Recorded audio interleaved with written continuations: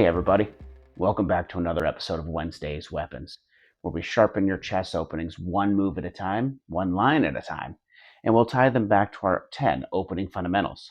I'm Eric with Central Nebraska Chess, and today we're diving into one of the most aggressive and exciting gambits in classical chess, the Evans Gambit. This is a line that hits fast. It fights for the center, and it teaches you a ton about attacking with a purpose. And it's actually one of my personal favorites. When I first started playing chess and I was learning the Italian game, the Evans Gambit was one that I immediately gravitated towards. You sacrifice a pawn, sometimes you sacrifice 2 pawns, sometimes you even sacrifice 3 pawns, but you get such an accelerated position where your pieces just come to life and they fly out and you hit with lightning speed, and it's so much fun to play. I've even had the Evans Gambit show up in a classical tournament game. Now, I did lose that game, but let's be clear. It wasn't because of the opening. I had everything I could have hoped for, but my opponent just played beautifully.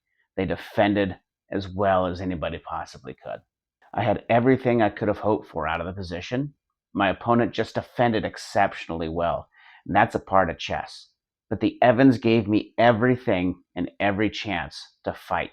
So let's go ahead and break this down move by move. So let's break this down move by move. We're going to tie in our 10 opening fundamentals and show exactly how this gambit rewards fast, principled play. So let's get into it. E4, fundamental number 1. We're occupying the center with pawns. So we'll start with E4. We're going to follow fundamental number 1, occupy the center with pawns. We start by controlling the center and opening lines for our pieces, namely the queen and the bishop. Now black is going to follow suit with E5.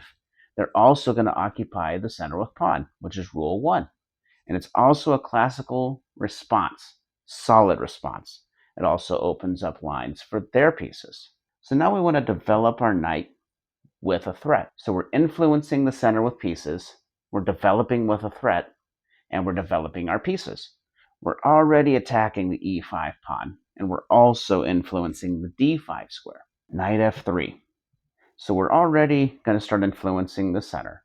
We're going to attack the E5 pawn, but we're also influencing the D4 pawn.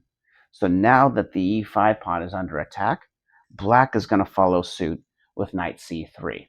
So they're also following fundamentals 2 and 3. They're defending the E5 pawn that was under attack, and they're also influencing D4. White is going to follow up with bishop C4. So white, you guys are going to be developing your pieces, and we're developing it with a purpose. The purpose of this is we're aiming at F7. So we're not just developing, but we're creating pressure.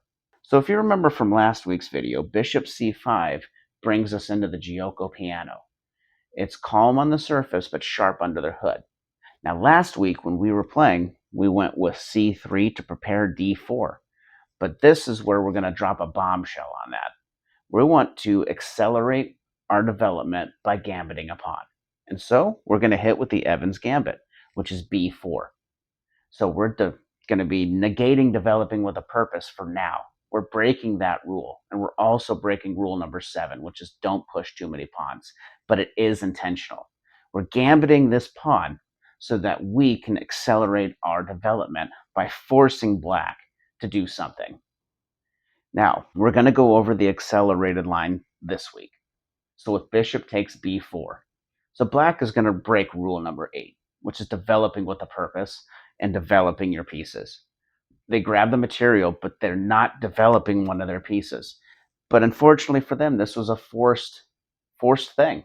They couldn't do anything but move this bishop, or else they were going to lose it. So they were being flexible. So we're going to make them do it again. We're going to push c3. Now we're preparing to occupy the center with pairing d4. We're being flexible because we want to kick this knight around. So this knight's going to move. But where's it going to move to? This week we're going to go bishop to a5, but they also could come back to c3. This week we're going to be going bishop to c. This week we're going to be going the bishop to a5 line. But they could also go back to c5, and they could even go back to e7. So bishop to a5, which is the most principled way. Black is going to be forced to break this fundamental no matter what, because that bishop's going to have to move multiple times. So now we're going to take this chance to strike out in the center with d4. We're going to occupy the center with pawn, and we're going to develop our pieces with a purpose in a moment. So we're going to take the center with force, and if white gets greedy, we're going to take the center with force, and if black gets greedy here, we're going to be ready for it. So a common mistake that you will see will be c takes d4. A common mistake you will see will be e takes d4. So that breaks another rule. They've moved this bishop and this pawn multiple times instead of developing their pieces. And it is a common mistake. But instead of developing, they grab another pawn. Whenever you see this early in the Evans, you want them to take this other pawn. You want to keep gambiting pawns. So we're going to castle here. The more pawns the black takes, the faster our development's going to be. So let's go over another common mistake. Black gets very greedy and plays d takes c3. So black has broken so many of their fundamentals. They keep negating the development of their pieces. They keep moving the same pieces over and over again. So whenever you see this pawn taking these pawns here, we're going to respond with queen to b3. Now, that gets the queen off the back rank, puts her on a very active square. It lines up your bishop and your queen on the f7 square. So you have a ton of pressure on this weak point now. But it also prepares to connect your rooks, because these two pieces are going to have very easy squares to go to. So when you move the queen here, you're putting the queen on a very active square. She is now lined up with the bishop on the f7 square, and your knight and your bishop are going to have very active squares to go to. So knight takes c3 is coming. What's black going to do? So what we've learned, the Evans Gambit teaches us fast development, central control, and purposeful play create real pressure, especially when our opponent starts getting greedy. Now, we did break one of our fundamentals, which was pushing too many pawns, but we did it for a very intentional reason. While we did break that one, black broke multiple fundamentals by chasing material, and we used that time to launch a very strong attack. If you like this video, please like our channel and share the video with another chess-loving friend. Thank you, and we'll see you next week. Thank you for watching. If you found this content helpful, please like the video, subscribe to the channel, and share it with a friend who loves chess. Your support helps grow the Central Nebraska Chess Club and bring chess to more students and families in our community.